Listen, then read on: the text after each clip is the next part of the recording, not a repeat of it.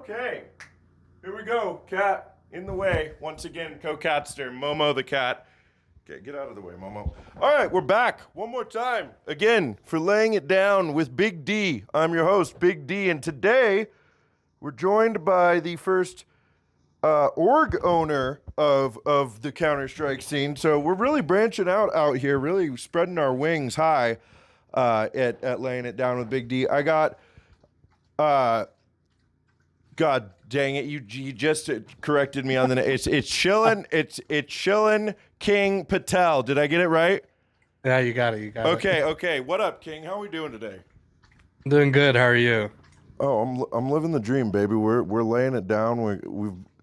This is I get to talk to all the prime people in North American Counter-Strike and just hang out and listen to your guys' story. It's a pretty good day. W.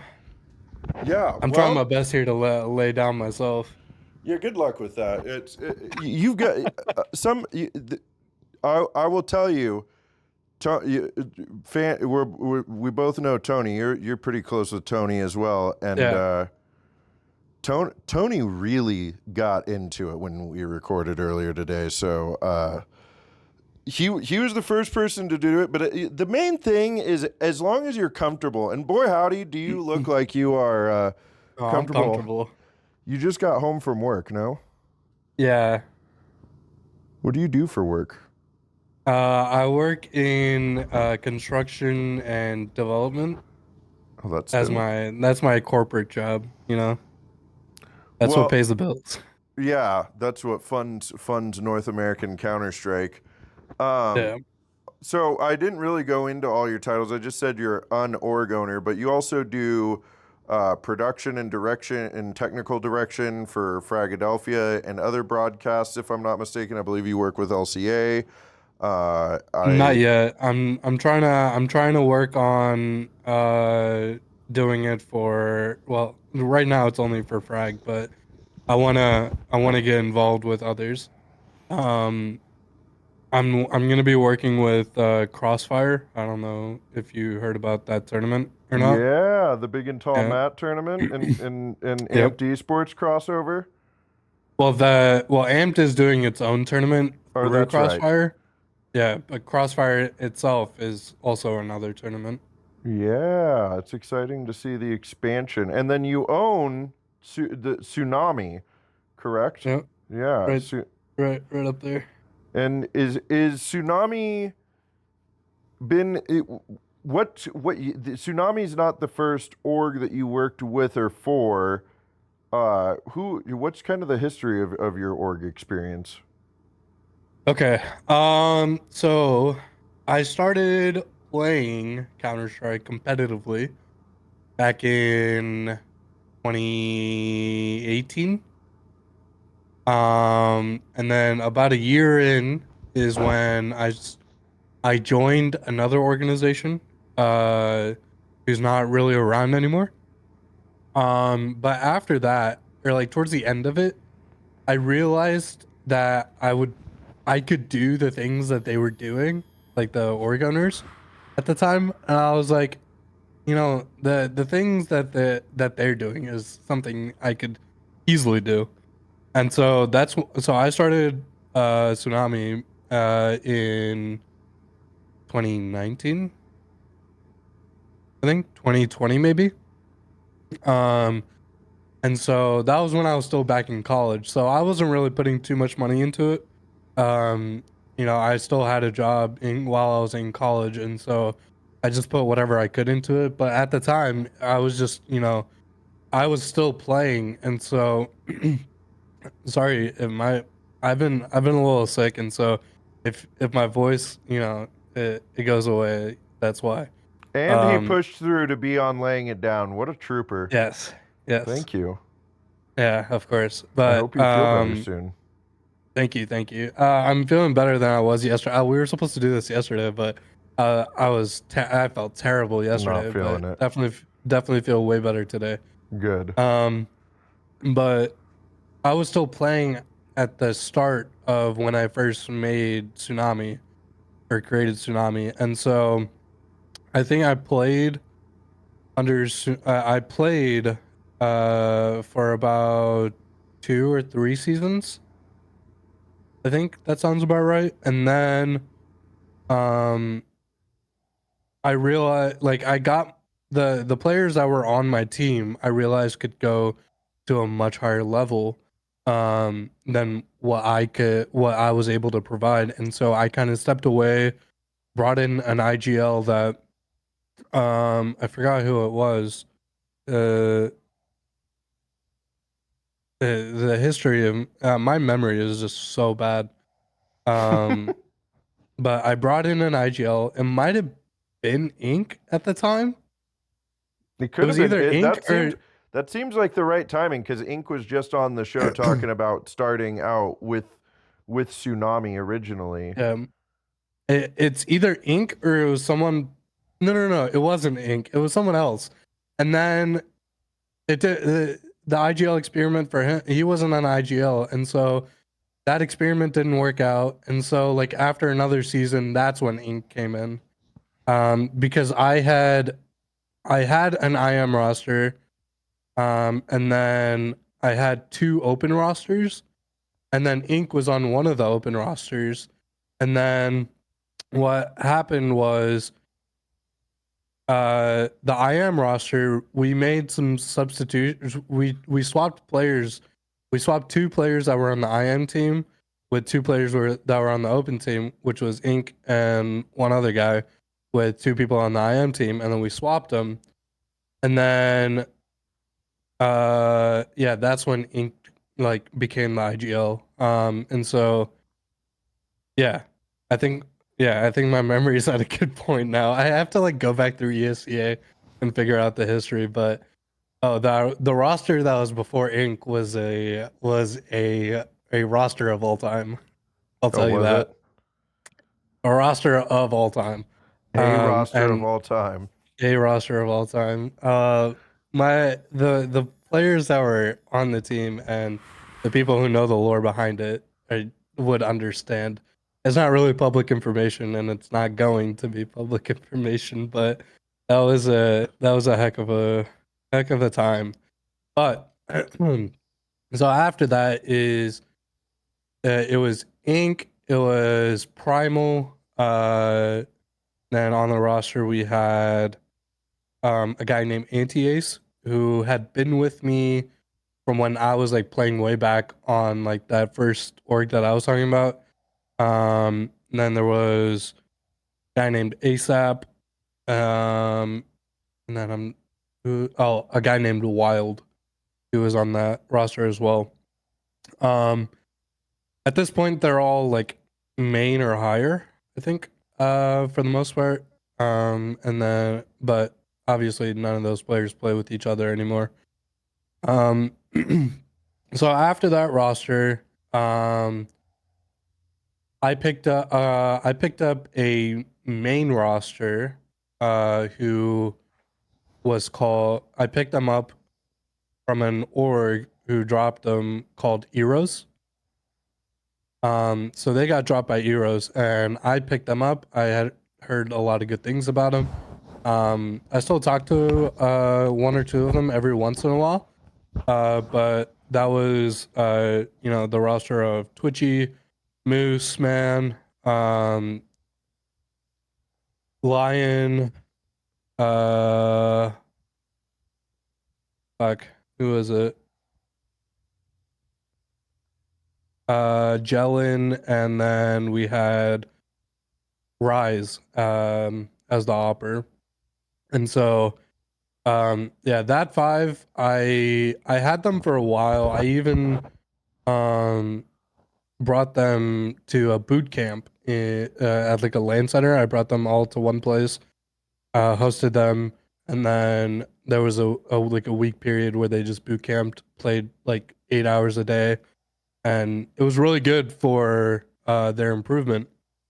And so after that, then after that roster is when I dipped into dipped my toes into the advanced scene. I picked up a team for that was in advanced playoffs, just for the playoffs. They represented Tsunami, and I think they got like they got pretty deep into playoffs. I think they got like top 8 or something. But that was the first time I dipped my toes into the advanced scene, and I think that was the first time where other orgs as well as like people in the scene started to know me. Um, that's when like I don't know, all the people that I know now, like Big and Tall Matt, all the other Oregoners, some of the casters. That's when I first started to, interact with them, and so yeah, after that it was a lot easier to get involved into CS, and I learned an exponentially amount more once I got to know them. They just, taught me a lot of the things about the scene that, as a person who was not in it, uh learned. I was able to learn in such a short amount of time because keep in mind this was only 2-3 years after I like first started Tsunami, like 2 years after I first started Tsunami. This was when I first got into the advanced scene. And so yeah, that's kind of the history. And now I think everything after that has been very publicized as far as me and Tsunami. There was a period last year where so I was moving to a new city, starting a new job. I was going through some money problems on my own. Decided to take a step back from Tsunami. Ended up joining Detonate. That project didn't work out too well. Stayed on for about 6 months. But after about 6 months, I realized that, you know, having my own org was the best option for me. And so that's when I restarted Tsunami. And things have been going great since then. So it's been it'll be about a year in like a month or two since I restarted Tsunami. So Tsunami, so we're kind of in the Tsunami 2.0 era, but you feel like Yeah. I imagine a lot of that history gives you like a lot more clarity on what you want and your vision for this team now that you've moved for, because now you have the main roster that's in advanced and you have a main uh academy roster, no? Yeah, so we have technically an advanced roster, but they already qualified to ECL last season. They're still playing in advanced. We got the permission from the ESEA admins that we were able to go through. Are you guys going to be in Or play season through. 50 of Challenger League? Yeah, I think Hell that's yeah, is let's that the go, next baby. season? Yeah, Yeah, season 49 playoffs are happening yeah. starting tonight, so Yep. So we will be in season 50 of ECL. congrats. Thank you. And then uh we have an academy. I call it an academy team, but it's not really an academy team. It was just it's just my team that I play on. Oh, okay. Um, yeah, and it's technically an academy team, but it's not used as an academy team. It's just like a uh lower tiered team. You guys are just representing the org with your Yeah, roster. That no, that's yeah, yeah. cool. Well, okay, I have several questions that have come up out of this. My first one is we'll start. Normally, I start with this, and I should have, so my apologies. But you said you started playing Counter Strike in 2018. What is your earliest memory of Counter Strike, and when did it get its hooks in you, and when did you know you like it was a really important part of your life? So 2018 was when I started playing competitively. Um, I started playing Counter Strike in 2015, 14, 20 2014, somewhere around 2014, 2015 is when, because I just got my 10-year coin like a few months ago. And so, um, yeah, in 2015, my friends that were like my IRL friends in high school, they had we would play TF2 all the time. And so I started playing CS2. They introduced me to CS:GO at the time. Um, and we would just like mess around. We weren't doing anything like serious. We were just messing around, playing on like mini games, community mini games, and then we would play like MM or every once in a while. But it was nothing serious. I was really bad. Like I still have. I used to post some clips on YouTube back in the day, and so I still have. I can still see those clips. They're all private now, but I can still see those clips, and so.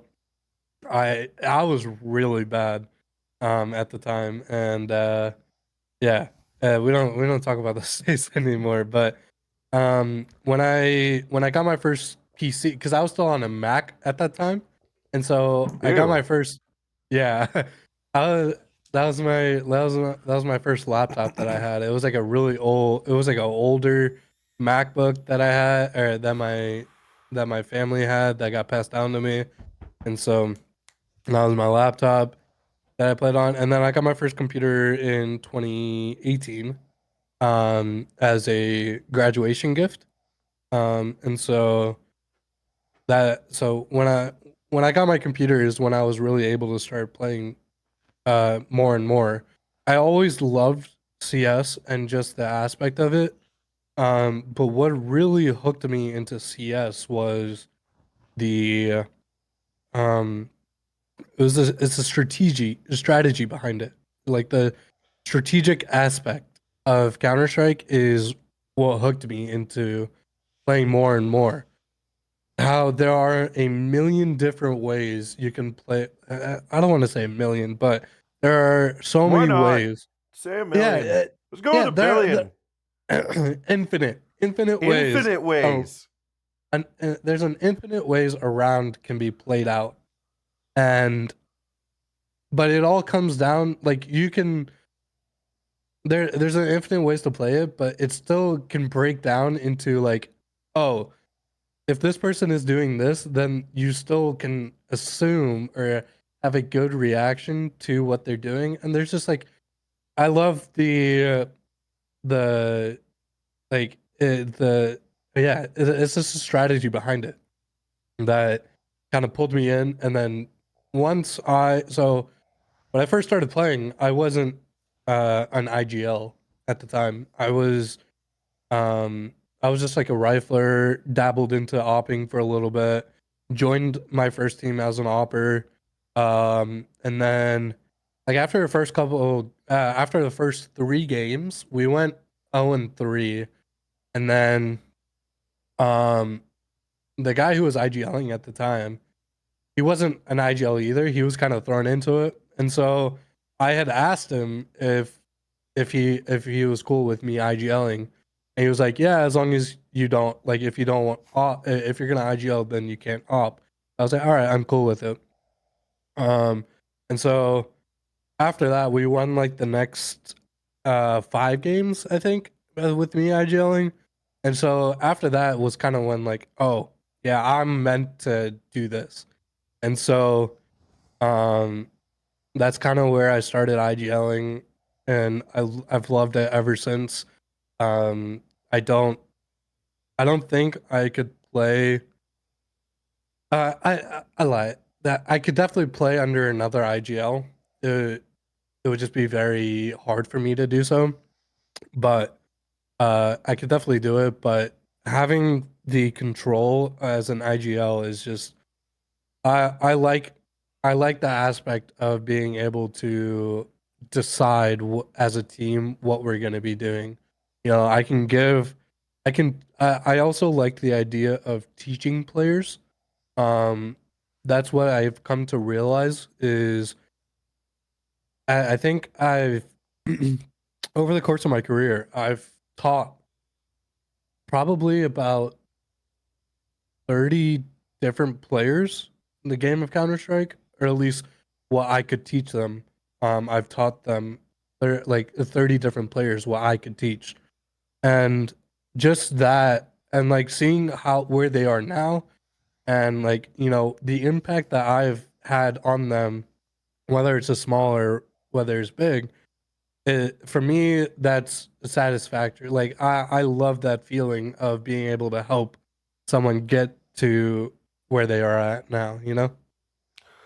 Well, man, that is a perfect segue into my second question then, because it's well, and I want to say I know I know that feeling about playing underneath another IGL. The tactics and strategy is always what attracted me on Counter Strike as well, and so I naturally, as a player among my group of friends, have always kind of taken on that IGL role, and I always feel like I feel very out of place and newbie if I'm not the one like calling the shots in a game of Counter Strike. I can do it and I've gotten better, but yeah, I know that feeling of like it feels much better to like be in control of the strategy of the game. Um, and yeah, I think teaching is a hugely rewarding process in any facet of life, but especially in something that you love like this. Well, and I'm sure that that then this is my next question is what is it was teaching what attracted you and be not just teaching but providing opportunities for other players, is that what attracted you to like org ownership or wanting to own your own org? What brought you to wanting to have your own brand name? And then on top of that, what are the things that you do as an org owner that people don't think about org owners doing? So kind of a uh, multifaceted question yeah, there. yeah. Okay. So no, teaching wasn't what brought me into, or wasn't the reason why I started an org. The reason I started an org was because the first org I was a part of, I had played and I was also managing another team that was up in that org. And so the things I was doing for that org, I realized I could do, for my own company or my own org. And I'm a businessman by nature. My entire family are people of business. All the way from my great grandparents, they started their own business, and it's gone down the family line. But everyone in my family is a businessman, and so I've always had the idea of starting my own business or having my own business. And when I was playing Counter Strike, that this was something that I thought I could do myself, and that's why I had done it. But so the idea of Tsunami, there wasn't.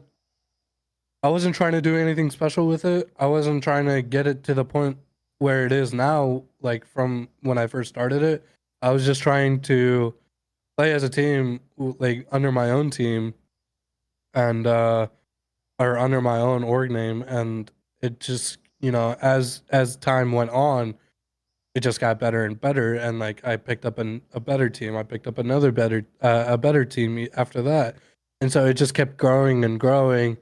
The org kept growing itself, and so it yeah, and that, like, that's where it is now. What was the second part of the question? The second part of that question is what are the things that, as an org owner, like, what are the responsibilities as an org owner and especially now that I understand that it's like been growing like exponentially over the last several years, what are the things that you find what are the things that you do as an org owner that like most people don't know an org owner would be doing? Okay. So obviously outside of the monetary things, I think everyone knows that. Right. I don't think people grasp the uh how much money goes into it, or how much money can go into it. And how much of your Um personal money is going into this kind of exactly. thing? Exactly. And I don't think so. As a player, you're never worried about that, You're not worried about, like, just as a person, you're not worried about where the money is coming from as long as you get the money. And so for the players, when they're talking about getting things as a player from an org, I don't think they fully understand like how they're gonna get it, or rather like the what a person has to do to get to meet those requirements that a player wants. So for me, I will do whatever I can to if I have a team in mind, I will try and get that team no matter what, pretty much. And I've done that so far. I have gotten every team that I've wanted to get. I've gotten under Tsunami, and so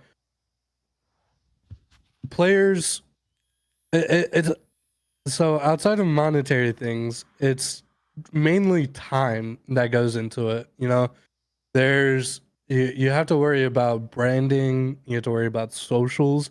Socials is probably the biggest thing because once you get to a point where you're gonna need sponsors, is kind of the point where I'm at right now. Um, the first thing sponsors are gonna look for is your socials. Like what is your engagement like? And so that is my biggest worry right now because a team growing in North America isn't at the point where we're easily able to get sponsors. Because sponsors are looking at how are they going to get their money back? Is it worth the risk to invest this much money or any money into a company, especially probably a young new company? Excuse me, a young new company, and is this going to hurt my brand or is it going to make it grow? And for those companies that are already at a point where there are most companies that are going to be able to sponsor, they're not looking at the smaller orgs like Tsunami. They're looking at bigger orgs, bigger companies, and so there's a very big bubble right now. I think people have talked about this bubble for the last I don't know 6 years, 5 6 years, um, and we're still in that bubble. People act like the bubble doesn't exist anymore, but the bubble's still there, and it's still just as hard to get money into CS or into esports um, for orgs as it ever was. It definitely the the salary points I would say for the tier 2 tier 3 scene has definitely been understood better by players. It's definitely gotten to a point where players aren't asking for the ridiculous salaries that they once were.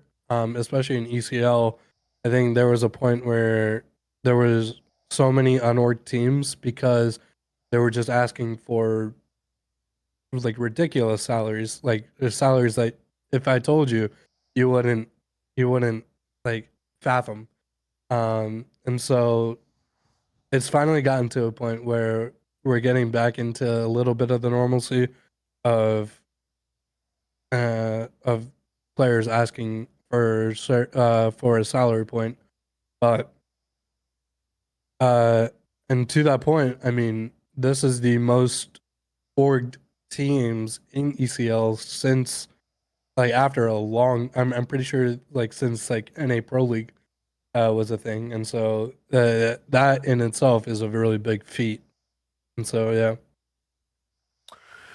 Yeah, it sounds like there's a lot of financial management and then social media management when you're trying to start out. I'm sure I'm sure once we revisit this in 5 years and Tsunami is on the level of complexity or NIP, then you'll have new responsibilities and worries. Well, how Yeah. much? I know that obviously you're involved a lot in picking up a roster. How much are you involved in the actual like roster management when it comes down to you pick up like I think your current roster was the former Final Form roster, Yep. correct? So when you Yep. picked them up, you got all 5 players. They come over. They're playing under Tsunami now. How hands on with the actual interaction of the roster or strat book or roster moves are, like how much hands on are you with that, or is it kind of you pick up the roster and you let them manage themselves and you deal with the financial side of things and promotion? So as far as roster moves goes, I've kept this rule for all my teams is that if there's a roster move that needs to be made, it's all team decisions are going to be left to the team. As an org, there are there are times where you can step in, but I have not come to a point where I've ever had to step in for a roster move.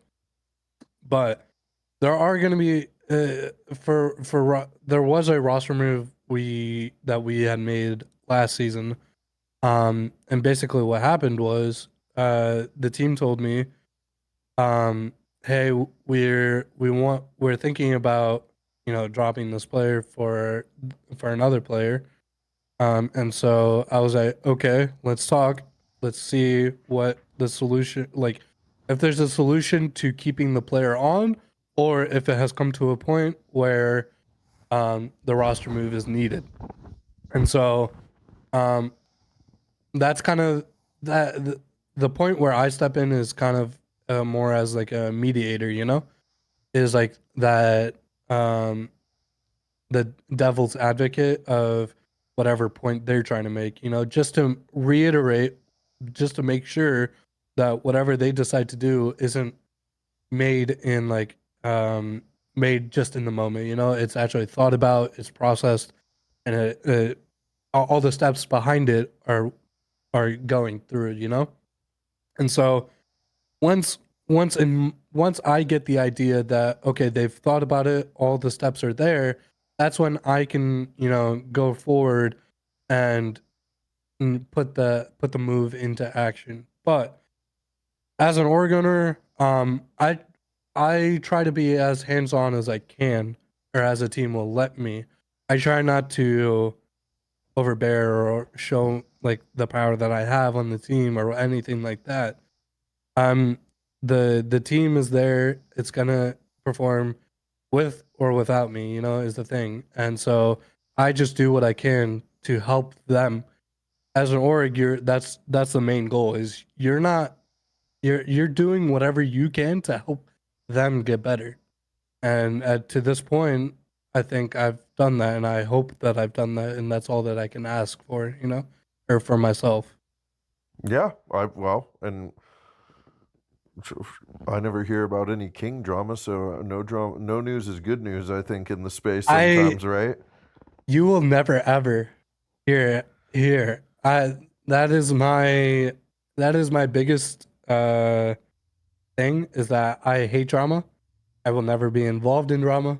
Whenever there is drama, I pick a neutral point and stay out of it. It's a good way to go about it. Big Yeah. Big D needs to take a page out of King's book and take a step back sometimes. We're learning. Well, okay, so Yeah. I think that covers it for a lot of the org ownership. But I don't want to keep you all day here, and I still want to talk to you about how you've gotten into production. How long have you been volunteering for Frag, and um, like when did you start volunteering for Frag, and when did you start getting into the like technical direction and production side of stuff? Okay, so my first ever interaction with Frag was as a spectator. Back in 2019, I went to Frag 14 as a spectator just to watch. It was at the block before it was the block before it was localhost. Um, so it was like a empty warehouse. They built a makeshift stage, um, and it was really that was like really cool in my eyes. And so that was also another point where I was like, oh yeah, I want to be more involved in esports. I want to keep going, And so that was the first interaction I've had with Fragadelphia. after that, they had the whole drama with localhost and whatnot, and then Fragadelphia came back. The first time I went to Fragadelphia when it came back was I think it was the first Fragacago, I want to say.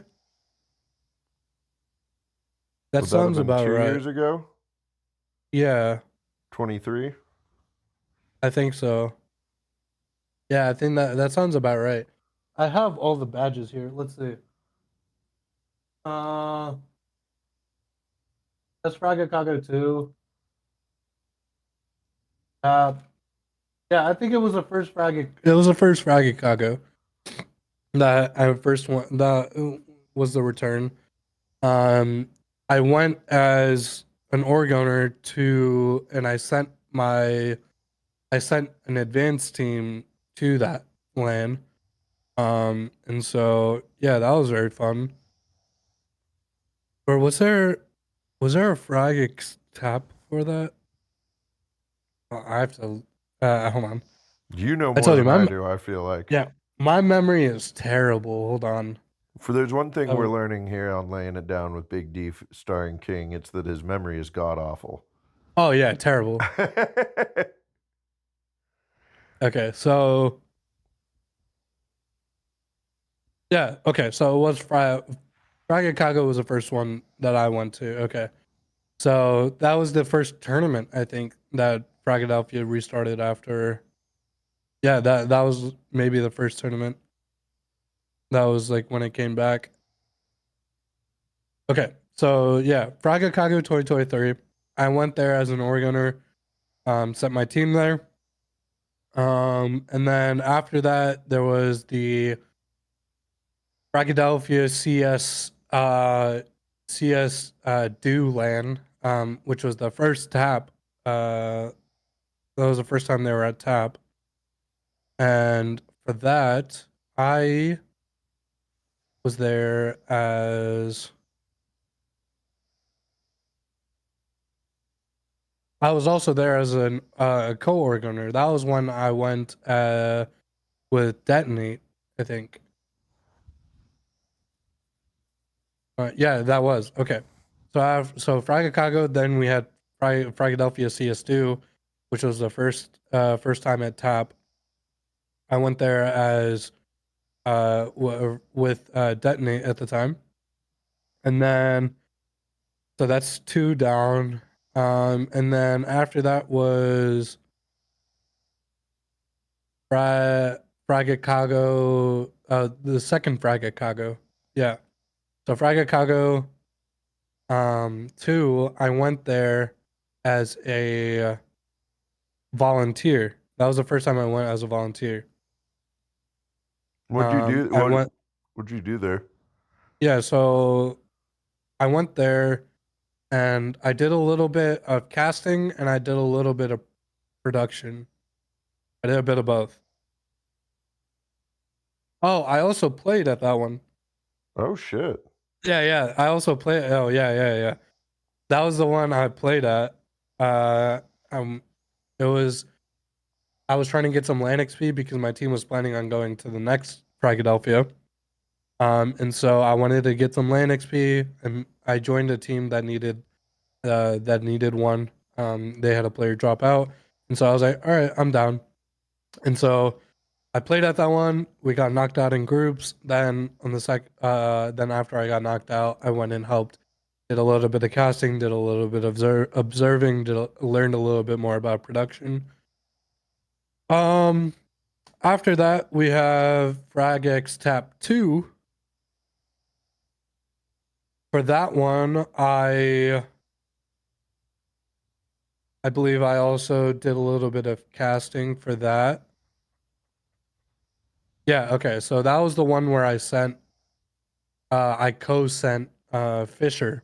So Tsunami X Fisher for that one, I think. Yeah, And it that's the was. one where they beat the Timbermen Yes, in the and won the finals. whole Yep. thing?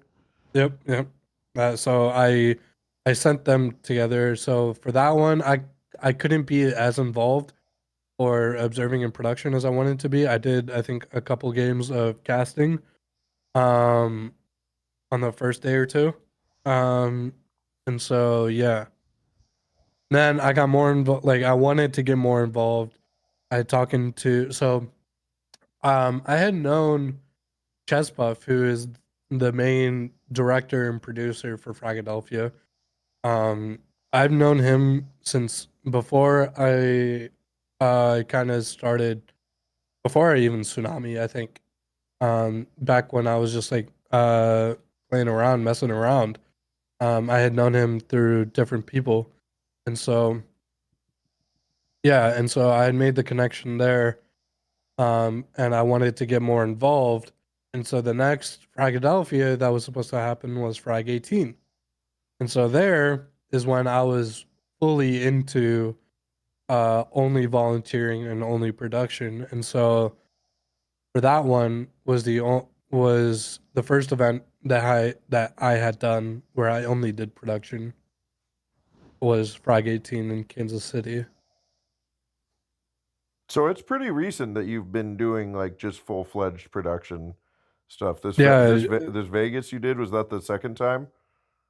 uh, that would be the third time because I did Frag X Block as well.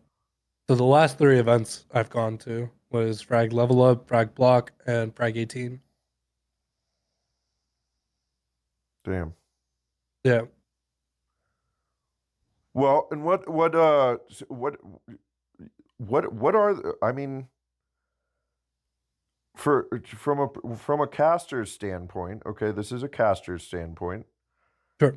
Producers look like they just push buttons sometimes. Yeah. What are you actually doing as a producer up there? Like, Okay, so it obviously really comes. you're not just pressing a button. There's got to be more you're Yeah. thinking about. Yeah. So it all really comes down to is what how many different looks we can get. So not looks, but how many. Okay, so we use a program, or Fragadelphia uses a program called vMix. Mm-hmm. Um, some people may know it, some people may not, but it's pretty much OBS on steroids. And so there are different scenes that you can use. For yeah, so there's different scenes, right? And so the game itself is just one scene, right? Inside the game, that goes to the observer after that. So I don't do anything during the rounds really. I'm trying to look during while the round is being played. I'm making sure everything else is good. You know, I'm looking at Twitch chat. I'm looking at the cameras. If we have player cameras, I'm looking at that, making sure everything's good. I'm looking at. We also have access to like the text chats in game, and so I'm looking at that, making sure the players are good. Like if there's anything that comes up, and I can then we're the first to address it. And so that's kind of what I'm looking at during the game.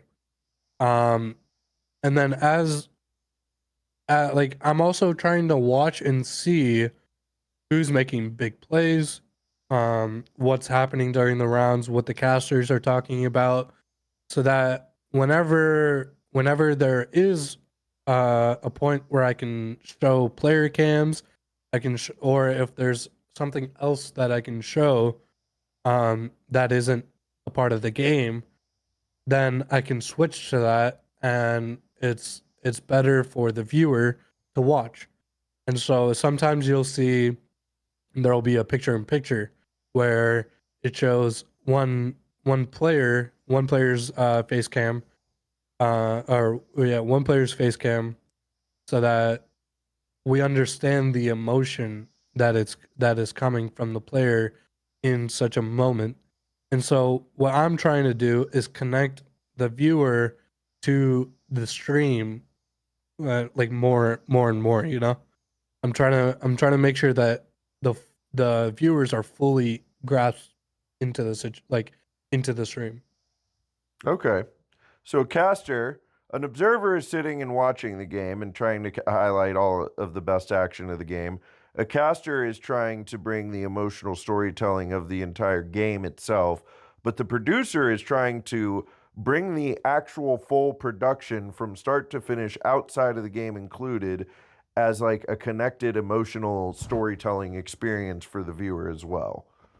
Yeah, pretty much. Okay. All right. Well, thank you for shedding the light on that. And all right, I've only got a couple more questions here for you because Big D's big booked up here to with we've got another interview coming up later. Plus, we like to No keep worries. these around the average length of a pug, as I always say. Um, Obviously, Chespuff has a lot of experience doing esports production over the last 10 years plus, I believe, if not longer. What's it like getting to learn under somebody, not necessarily just Ches specifically, but what's it like getting to learn underneath somebody that has that kind of experience? Yeah, it's such a good way to learn. Um, the things that Chaz and the other staff members have taught me about, about how to run tournaments, how the production side works, pretty much from top to bottom. Because when you're volunteering, you're not just there to do whatever. You're Philadelphia isn't a big time operation. You're when you're volunteering, you're there to do anything and everything that you're able to do. And so if there's something there that you didn't sign up to do, but they need help with, then like you're like I like helping where I can. I feel like when I sign up to volunteer, I'm there for the entire thing, not just for. I'm not there just to sit there and produce. I'm there to make sure I can help the best way I can. And so the learning from everyone has been such a wealth of knowledge that I've learned, you know, from top to bottom.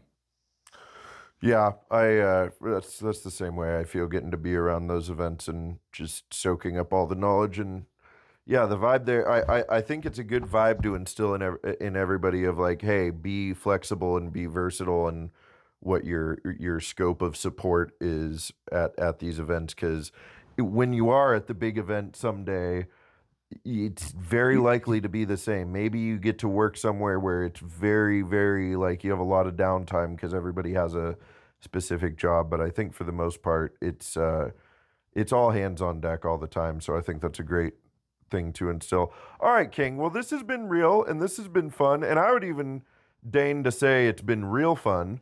But before I let you go, I'm going to ask the same question I ask everybody. This one is you can get on a soapbox and preach. This can be Counter Strike related, esports related, or just general life advice. If you could talk to your younger self or just the younger generation in general and give a piece of advice, what would it be?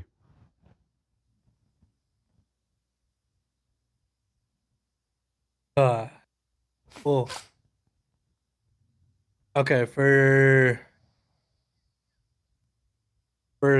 for CS and this aspect, I would say to my younger self, try to like, get more involved, and like be better friends with or like not be better friends, but I would just tell myself to get involved in everything at an earlier stage, uh, rather than the point where I was at or when I first started. And then just as a life advice, like for my younger self, I would say don't waste money on stupid shit. Okay, yeah, that's good. Yeah. All right, well, thank you so much for joining me, King, and thank you to all you at home for joining as well. That is it. All right, let's get up and stop recording here.